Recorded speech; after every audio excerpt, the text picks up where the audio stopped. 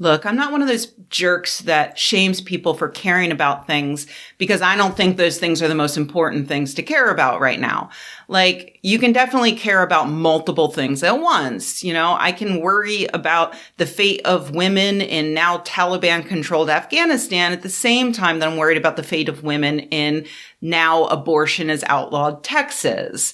They're different levels of concern, but I can hold both of those things at once.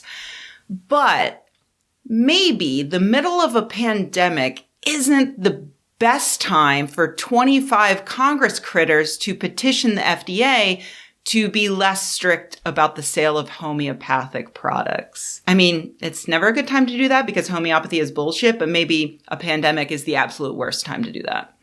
It's been a while since my last video about homeopathy, so as usual, I'm going to give an overview of what it is because a lot of people think homeopathy is just natural medicine, like herbs and essential oils and whatnot, but it is not.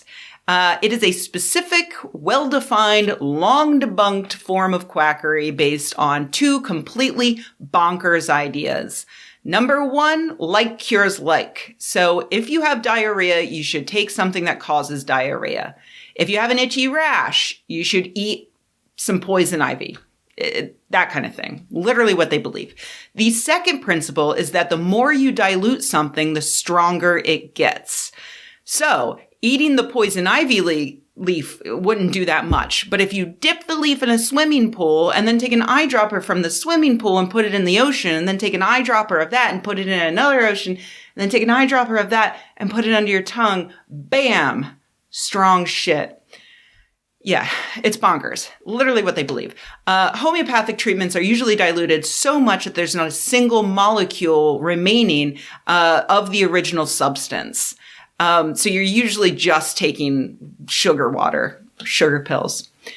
Because homeopathic products, when manufactured in the correct way, don't do anything, good or bad, it's just water, the U.S.'s Food and Drug Administration has opted to not regulate them in the way that they do regulate other things you put in your body.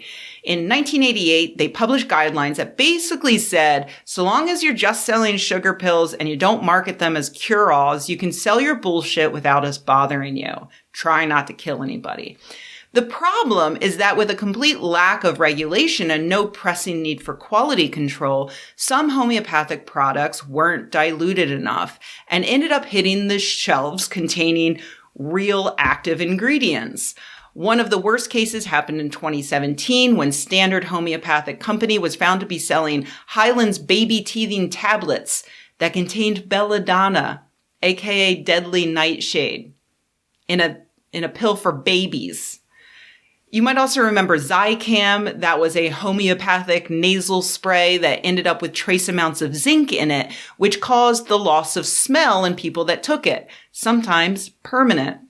There have also been problems with manufacturing these things in non-sterile environments. There have been pet products with microbial contamination and liquids, tablets, capsules, ointments, and suppositories that accidentally contain penicillin. And all of that is in addition to products with absolutely nothing in them marketed for things like asthma, which could result in someone dying because they took a sugar pill instead of using their real inhaler. So after years of all of that bullshit happening, and a lot of pushback from scientists and critical thinkers, the FDA has finally moved forward on implementing real regulations on homeopathic products. They've rescinded their 1988 guideline and have proposed new, more serious guidance that will force homeopathic products to prove that they're safe and effective. As of now, because they rescinded that previous guidance, all homeopathic products are being marketed illegally.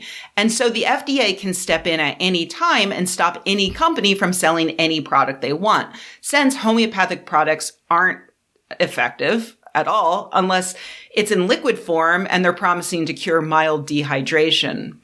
This is an unqualified good move on the FDA's part, even though they don't have the funding or the staff to bring down all homeopathic treatments. What they can do, though, is start outlawing products based on a tiered system of how dangerous they are for consumers. And they spell all of that out in these new guidelines. For instance, if a product says that it has belladonna in it, even if it's supposed to be diluted down to the point where there's no belladonna molecules still in the product, the FDA will require the manufacturer to prove that their product is safe and effective, or else it can't be sold, which means it won't be able to be sold. They will also regulate products that aren't administered orally or topically. So look out, microbe-infested butt supplements, products that claim to treat serious diseases like asthma, and products marketed towards vulnerable populations like children and the elderly. That all makes sense when you understand that homeopathy is nonsense and when you don't make all of your money from homeopathic products. Unfortunately, 25 of our Congress critters apparently either don't understand what homeopathy is or do make money from homeopathic products, which resulted in this frankly embarrassing letter to the FDA written by California Congressman Ro Khanna and signed by 24 other representatives. The signees included both Democrats and Republicans, proving that we can all come together to fight against good things, I guess. I'm just trying for something positive there.